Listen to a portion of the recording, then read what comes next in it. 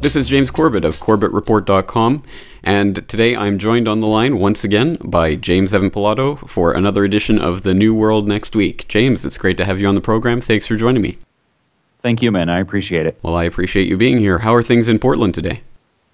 Things have been warming up. It's been a bit nicer here. Good. It seems like we've reversed because Japan is really rainy and miserable at the moment, but I'm sure the world will restore itself to its right position soon enough. And speaking of which, let's get straight into the news. What have we got up first?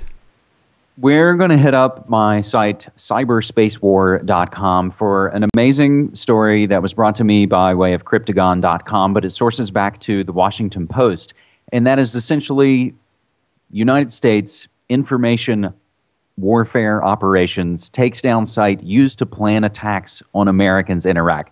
Now, that's a very wordy way of saying, by early 2008, top U.S. military officials had become convinced that extremists planning attacks on American forces in Iraq were making use of a website set up by the Saudi government and the CIA to uncover terrorist plots in the kingdom. We knew we were going to be forced to shut this thing down, recalled one former civilian officer, describing tense internal discussions in which military commanders argued that the site was putting Americans at risk. CIA resented that, the former official said. Although some Saudi officials had been informed in advance about the Pentagon's plan, several key princes were absolutely furious at the loss of an intelligence gathering tool.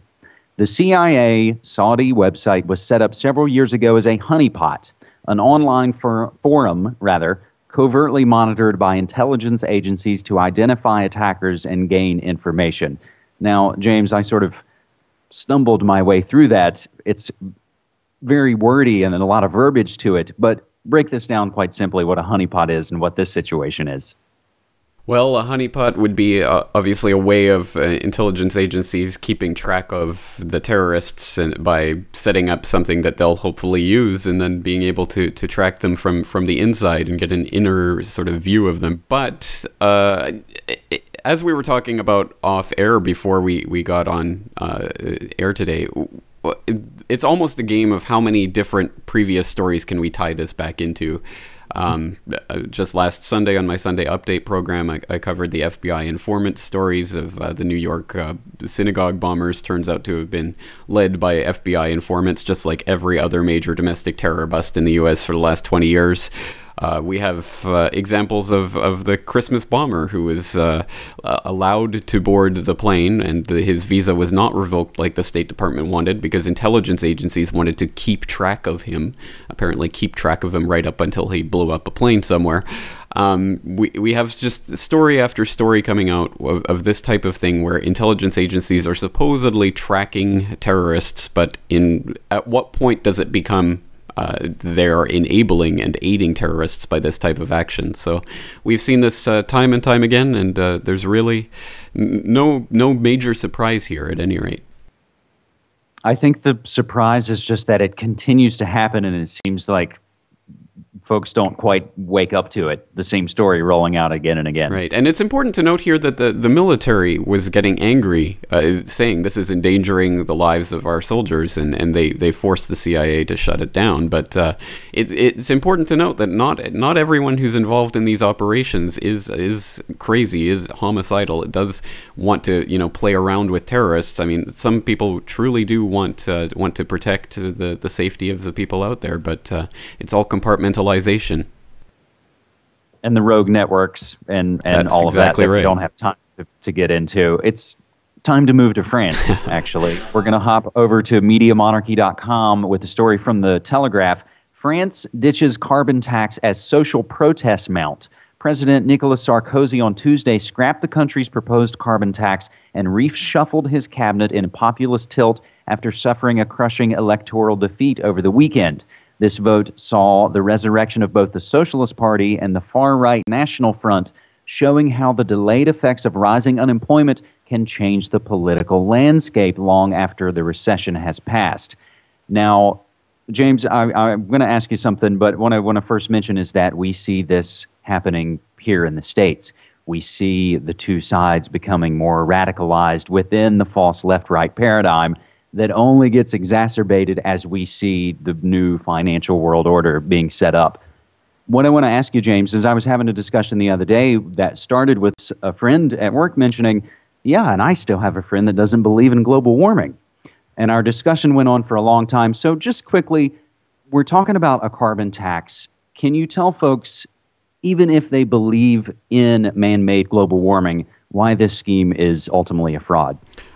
Even if you do believe in global warming, how is paying a tax to the government to be handed out to the people again through some sort of socialist scheme? How is that going to help anything? How is that going to eliminate the evil, life-giving CO2 gas? Even if you believe the fraud, there's no reason to believe that just transferring money around is going to make things magically better. And unfortunately, there are a lot of people who know that human nature is what it is and have played on their natural human concerns about the environment that we're living in to try to construct this system whereby they can profit on our fears. And it's quite disgusting the way that people are manipulated like that. But ultimately, there's no reason to buy into the fraud, but more so, there's no reason to buy into this tax scheme as a way of placating your fears about this. Ultimately, in this case, as in so many other cases, those who have ultimately caused the problem by either letting it happen on purpose or by actively working to make it happen over multiple generations, the people who cause the problems turn around and pose as their savior, as our saviors rather, and are ready to collect on our fears and our wallets. Right, and you'll note in this story that apparently it was the big polluters were going to have big loopholes to get out of paying these taxes, where it was going to be the average, regular, everyday consumer who was going to bear the brunt of the burden. So it's a good thing it was defeated for sure.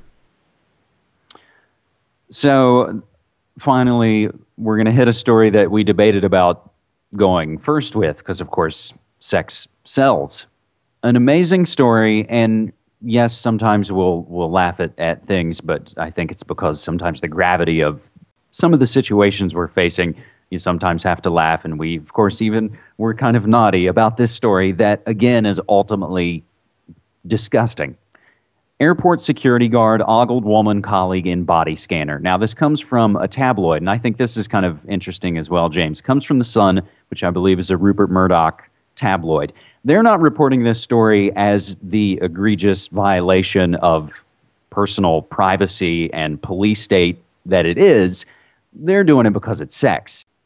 So reading from The Sun, a Heathrow security man was quizzed by police after ogling a girl colleague naked, and they put quotes around naked, in a new anti-terror body scanner. Joe Margitson, 29, reported that John Laker, 25, after he took her picture with the X-ray gadget and made a lewd comment. The pervy guard leered and told her, quote, "I love those gigantic tits," end quote. She had entered the X-ray machine by mistake and was horrified when John Laker pressed a button to take a revealing photo.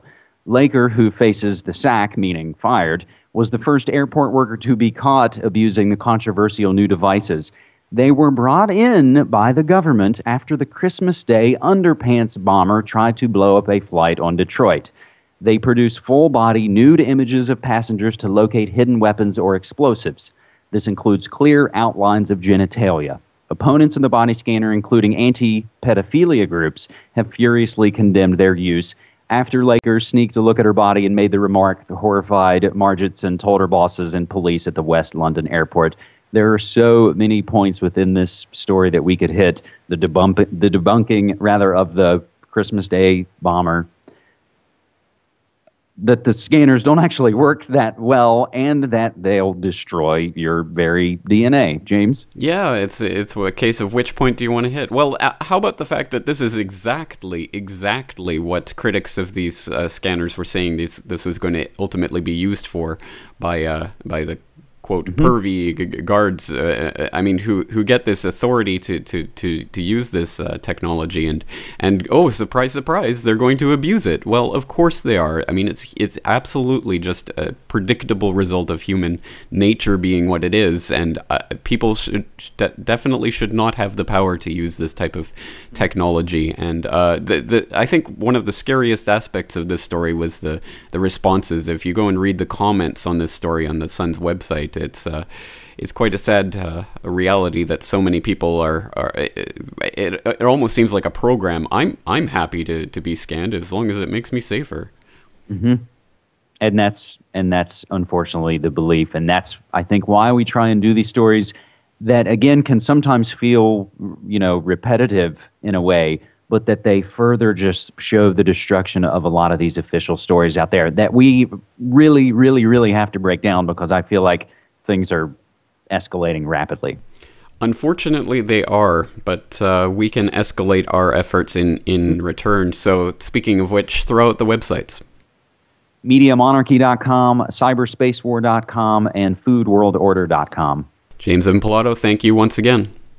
Thank you. Take care.